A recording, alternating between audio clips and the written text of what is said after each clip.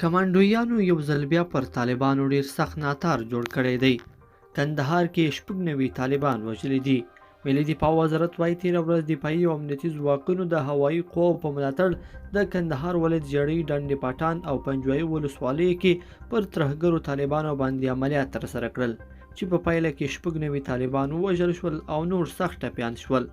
همداراز دغو عملیاتو کې د ترهګرو طالبانو 40 بېلابېل ډوله وسلې او چاودېدونکي توکي هم له منځه وړل شوي دي. بلخوا اروزګان کې هم 14 طالبان وژل شوي دي.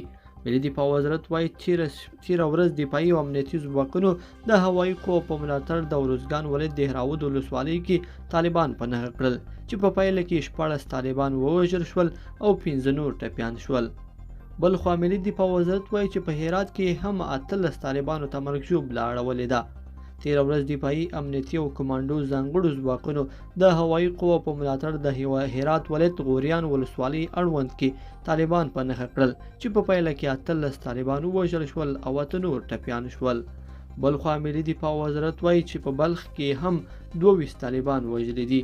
افغان هوایي ځواکونو د بلخ په چاربولک او شورتپې ولسوالۍ کې پر طالبانو هوایي بریدونه ترسره کړي، چې په ترڅ کې 22 طالبان وژلي او 8 نور ټپیان کړي دي.